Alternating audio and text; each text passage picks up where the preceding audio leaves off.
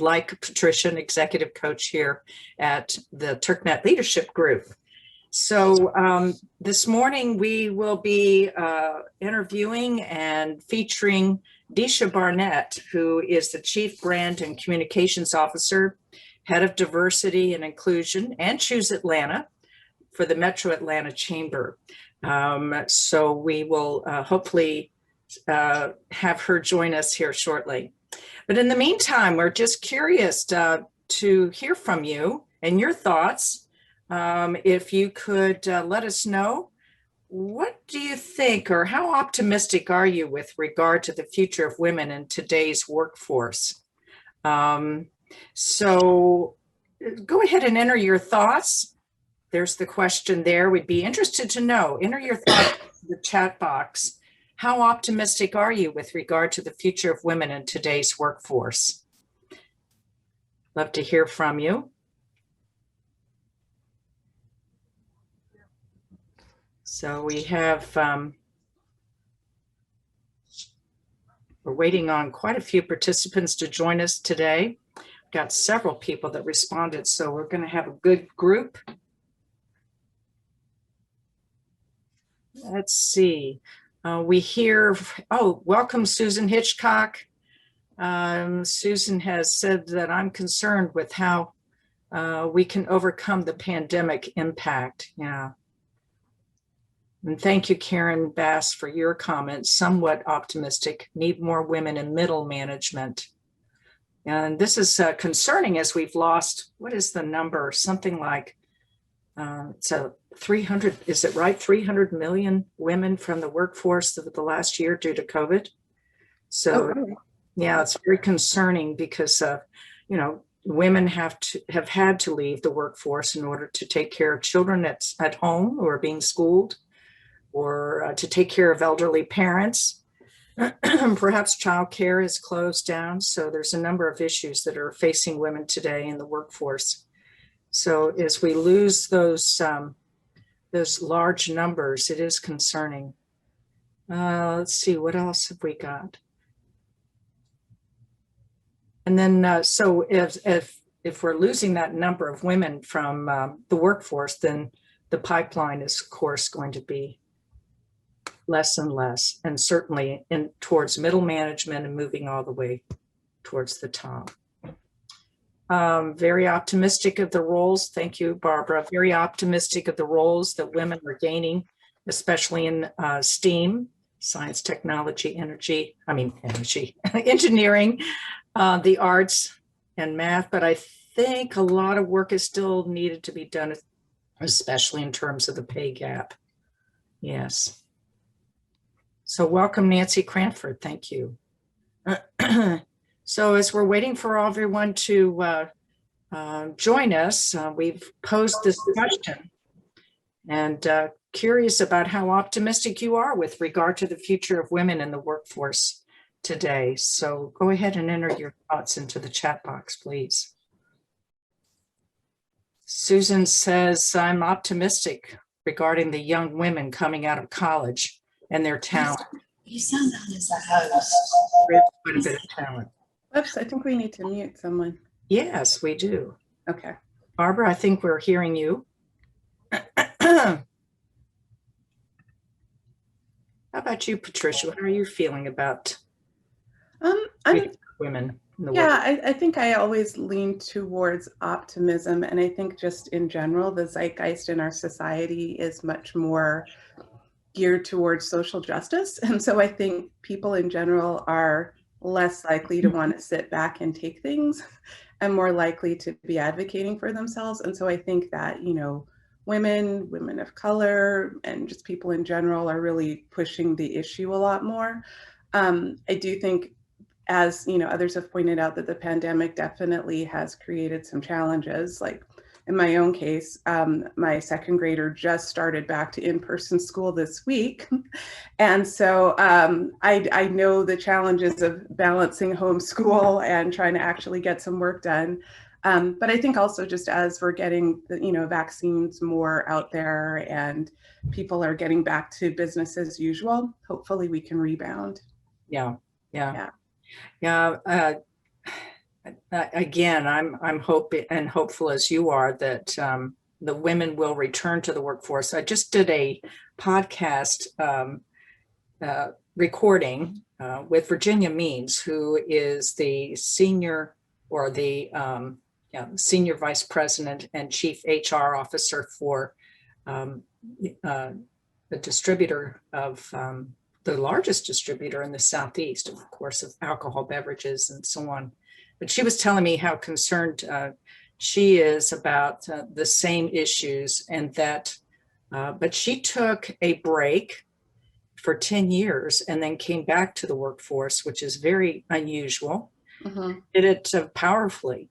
And so she talked about how it's important to be able to network, keep your network alive, and to be able to come back as powerfully as she was able to. But women today face a lot of issues in terms of coming back when their resume has a big gap in it. How do you explain that? And so we talked about making sure that if you have any kind of volunteer activities or anything else that you've done while you're out, that you make sure that you take credit for that. And in terms of what kinds of things that you experienced, the knowledge that you accumulated, and so on. So there's a lot of opportunity for those who are coming back if you manage your network, make sure that it stays alive, and make sure that you're also giving yourself credit for the things that you're doing while you're out of the workforce.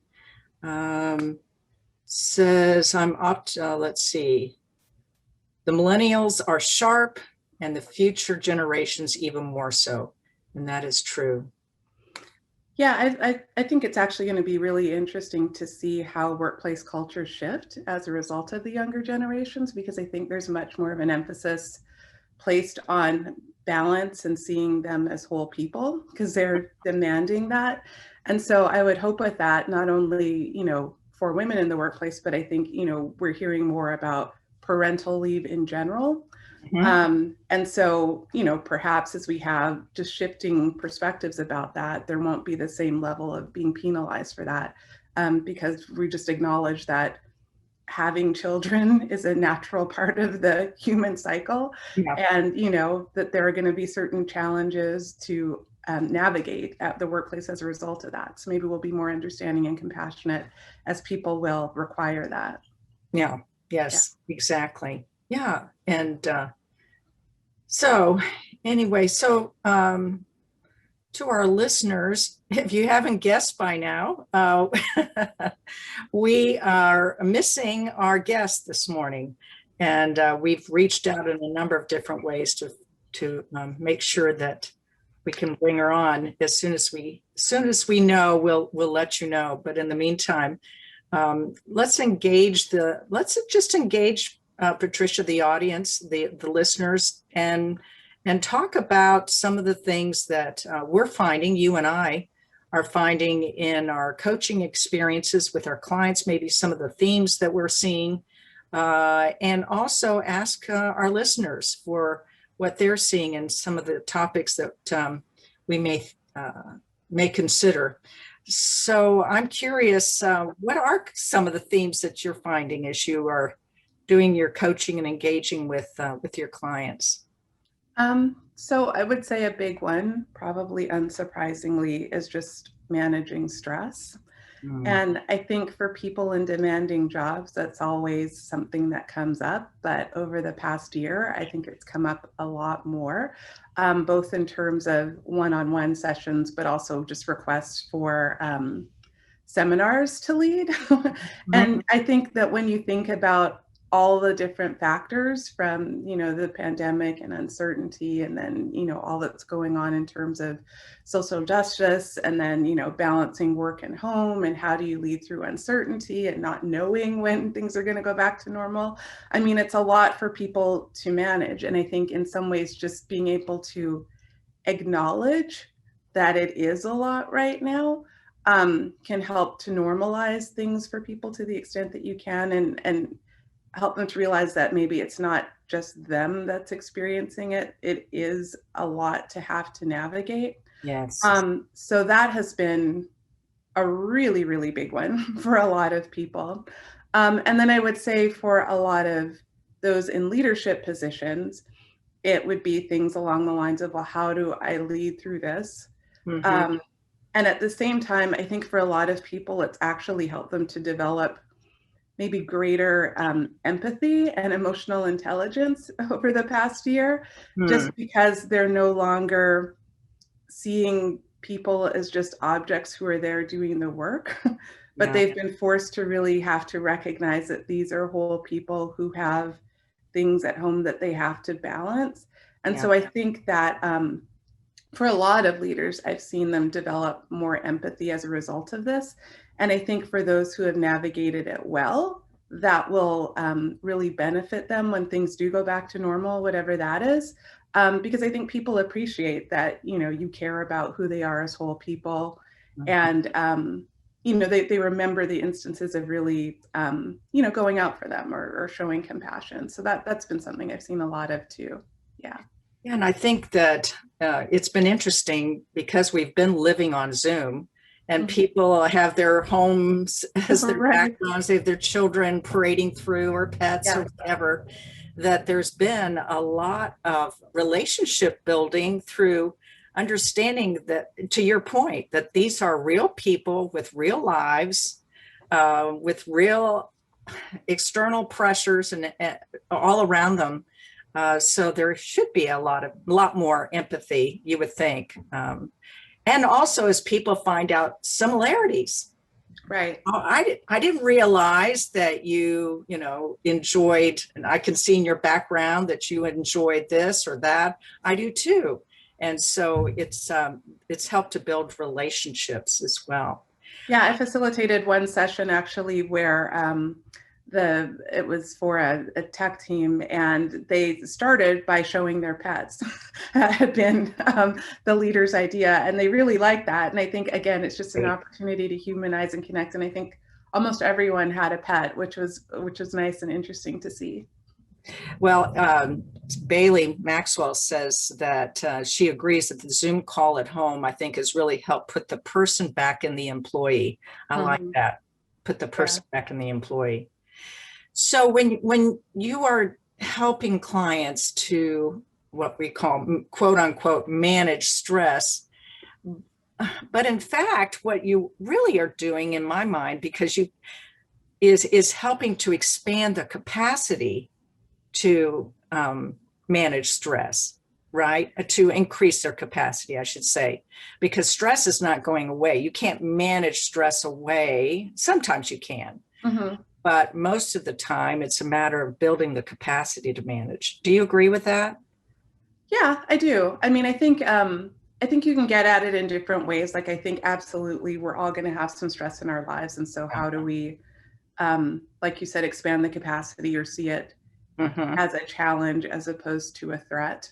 So I think that can be really helpful in terms of how you respond to it. I found that something else that can be helpful is just creating a stress inventory of the things that stress you out and see, like, are there ones that I can actually address, and then kind of knock those out so that, things can be a little less stressful. And some of them might be really little things. Like, for example, for myself, organizing my pantry was like a daily hassle that made my life a little easier. Where, before it was so messy that every time I opened it, I couldn't find anything. And so just by organizing everything, it streamlined my life a little bit and made things a little easier. Something else that I think has happened is with working from home, we don't have the same boundaries between work and home. And so very often people are working more than they were before. And so for some clients, it's been being more intentional about establishing some boundaries. Or, the other thing is, I think because we're working from home, you have more liberty to do things like take a 10-minute walk around the block for a break. And we know that, spending time in nature and exercising is really helpful in terms of our well-being. And so, again, being intentional about doing things like that, I think can really help to cope with all that's been going on. Yes, yes. Susan Hitchcock says that she agrees with you, Patricia, that especially about empathy lessons this year. Resilience challenged as well and increased for many people, had to be resilient. And so for those of you who have just joined us, we are waiting for our guest, who is Deisha Barnett, Chief Brand and Communications Officer, Head of Diversity and Inclusion, and Choose Atlanta, all that for Metro Atlanta Chamber. And so we're hoping that she will join us. But in the meantime, we're just engaging our listeners in a conversation with Patricia and I with regard to some of the things that we're seeing through this pandemic, some of the things that we are seeing as coaches. And so love your comments.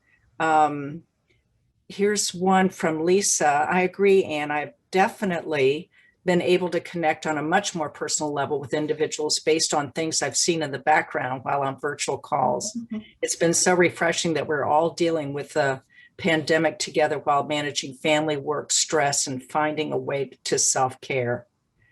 From Nancy Cranford, welcome, Nancy. Love the idea of creating a stress inventory. When I wrote things down, I find ways to address them, even the little things like organizing a pantry, it really helps. And so sometimes we tolerate things in our lives. We just kind of tolerate when in fact there are underlying stressors for us. Speaking of backgrounds, I'm going to close my blinds that are blocking me. That didn't help, but anyway, so speaking of, we tolerate little things like the pantry being disorganized. And so it's a matter of going after those tolerations that we've endured for a long, long time, like organizing the office. That's a huge stressor for me.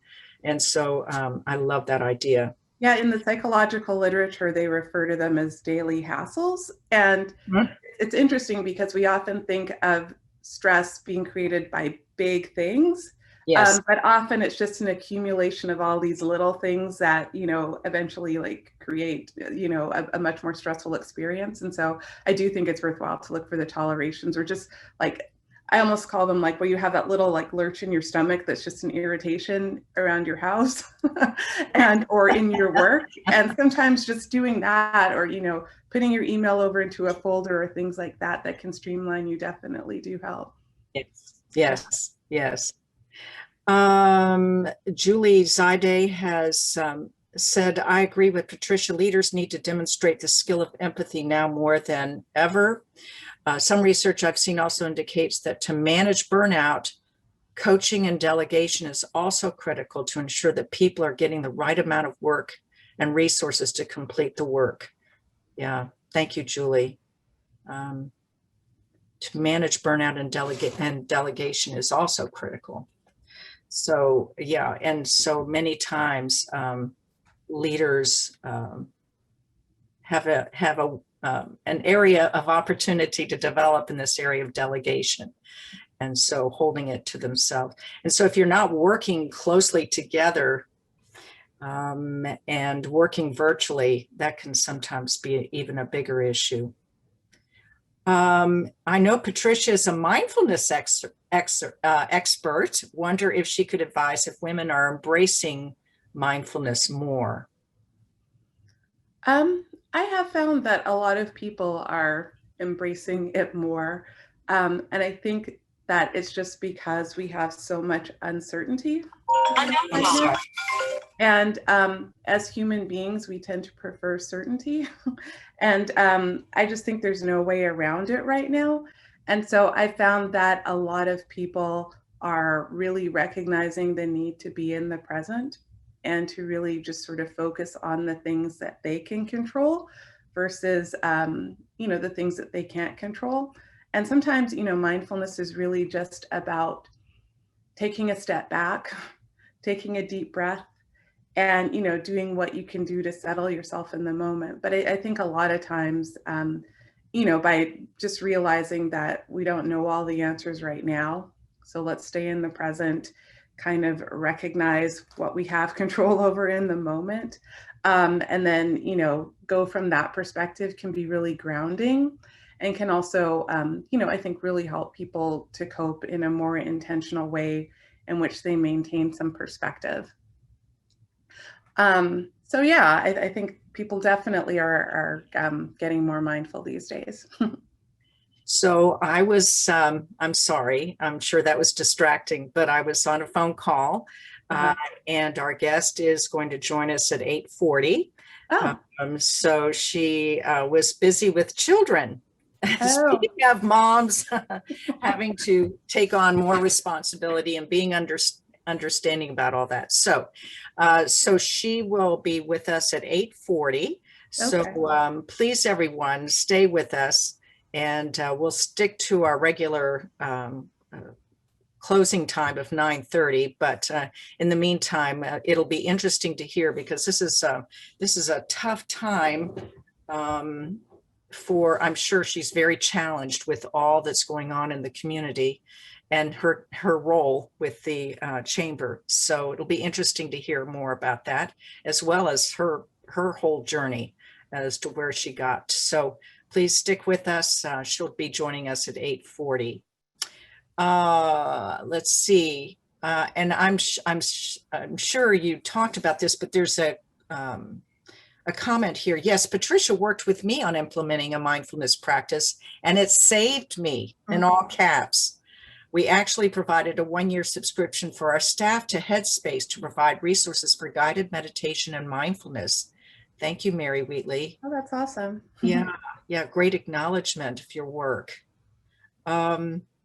Let's see, I'm sure from Lisa, I'm sure many of us can relate to the challenges of work and family. Yes. So it's interesting that we were all talking about this at the same time. Yeah, it's funny because do you remember years ago where there was that BBC guy where he was online and then there were the children running in and his wife ran in and ushered them out. Yeah.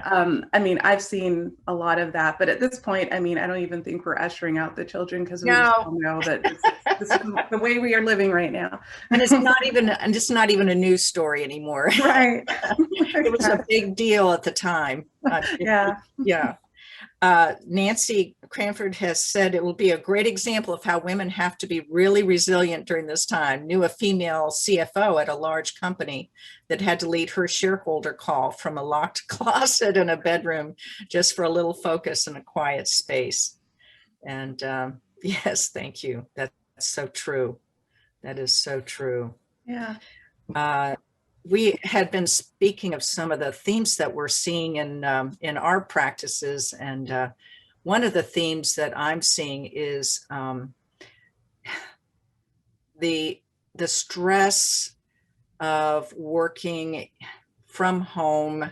It is stressful, and how that has led to some conflict.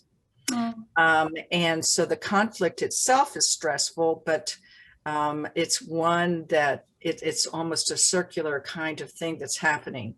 And so there's a lot more conflict in the workplace because there's not that face-to-face communication. There's not as many opportunities to connect personally, then conflict can happen. Mm-hmm. So been working with clients towards more aspirational thoughts about how to move forward out of the conflict and move forward towards their vision for their own leadership, or the vision for the mark they want to leave with the organization they're serving. What is it?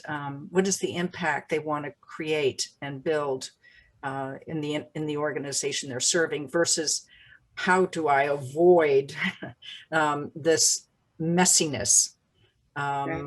What can I, how can I move more into a competitive mode versus more of an aspirational mode, as I've already mentioned, regarding more of a future focus to move out of the conflict and into the vision that they have. So yeah. It's been something I've seen a lot, is a lot more conflict.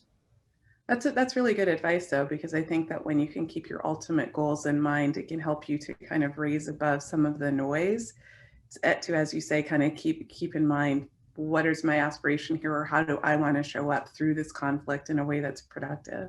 Yes, Yeah. right, exactly. Susan Hitchcock has asked, how are people feeling about returning to the workplace in person? What are your expectations of it, or when, or if, expectations of if or when? That would be an interesting thought. I would love to hear that. So it more than likely is going to require an adjustment. Yeah. It's been more than a year for many people to work from home, or those that have had to be essential workers have had to work in the workplace itself. Having people return to work around them, it's going to be some adjustment, I would think. I think it also has raised a lot of questions for organizations, because there have been some that have, historically required people to work in person. Mhm. And they've seen that they can still work effectively remotely. And so they no longer have that as a justification for not allowing that flexibility. So that's been one thing. And then I've also just seen question marks about how exactly to navigate it, because, for organizations that don't want to force people to be vaccinated, right, which a lot of them do not, obviously, for any number of reasons, and people might be in different situations.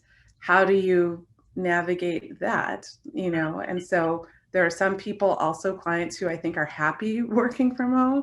I think there are others who can't wait to get back into the office and maybe have a greater appreciation for, some separation between work and home. So I've really seen it be all over the place. And I think in terms of how that's all going to get pulled together, I mean, that's a big question mark, I think.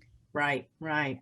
So what do you, so I have, let's see, we have Bailey Maxwell, who said, I actually have a lot of anxiety about going back.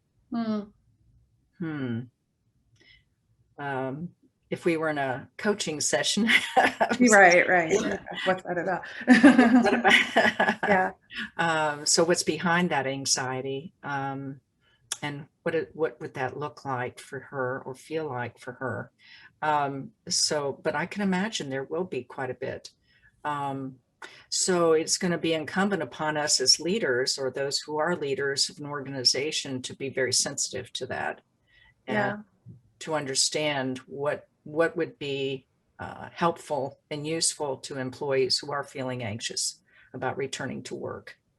I think just like it required building some new routines to be working from home, I think now that we've adjusted to our working from home routines, how do we get back to in person? And I know some people even just, I mean, it's not trivial in Atlanta, but the idea of fighting through traffic to get back to work is something that a lot of people are definitely not that excited about. Yeah, definitely not. Yeah. And then understanding, okay, so who's going to take care of the kids now? And how can I, can I flex my schedule? Will the company allow me to flex my schedule? And so on. Let's see, I've been asked recently, Julie Zaide says, I've been asked recently to do some in-person training. I'm excited about the opportunity, yet still apprehensive. If I had not had my vaccine, I would say no, but I'm considering the work. Yeah. So have you been asked to go back into in-person training? I haven't yet. No, I haven't. Yeah. Well, those of us who enjoy training, it has been hard, who enjoy delivering the training, I should say. It has been hard to rely on a virtual environment to do that. The learning is just not as rich. Yeah, although I have found that, like, the one thing I've been really excited about is I think over the past year, there's been a lot of technology that has helped with it to some extent, and so just getting creative with that has been, fun, I've found. Yeah. Yes. Well, you would, Patricia. Yeah, I guess we have different degrees of comfort with these sorts of things, so that's always individual differences. So Susan Dupree says, is hybrid working effective? Combo of in-office and remote. Um, so I'm not aware of any organizations that have used a hybrid approach as yet. But I'm assuming that there will be a push. I mean, COVID has been the catalyst for a lot of innovative work practices. So who knows? Who knows? Yeah. I mean, I'm not familiar with any research either, but it would be interesting because I know, even companies that had previously a lot of remote workers where they might have some people meeting in person and then they would have people conference call in or those sorts of things, um, could be effective, I think, if you're thoughtful about how you're using it. Mhm. Otherwise, not at all if you're just forgetting that people are on the call. So, perhaps with more video technology or coming up with ground rules for how we'll keep track of everyone, Yes. perhaps. I think we'll just have to be really thoughtful about how to make those more effective. Mhm. Yeah. And another layer of complexity for the HR world to figure that out. But yeah. So I have heard of some organizations that will have 2 or 3 days a week where they are working virtually, but then they require everyone to come in on one particular day. Mm. And so that there's connection, real connection, face-to-face connection.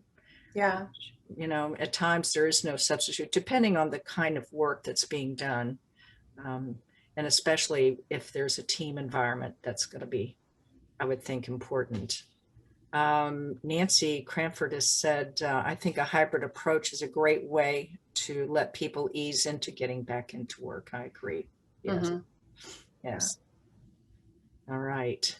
So for those of you who are wondering, our guest this morning, who is Deisha Barnett, we had been talking earlier about the issues of women specifically, and having to work from home and being in the workplace altogether, being in the workforce altogether. So she too has children and has been working on getting them to school and so on this morning. So she is going to be delayed in joining us and should be joining us in the next 5 minutes or so is what we're hoping. So please hang in there with us and please let us know. I think we have Patricia.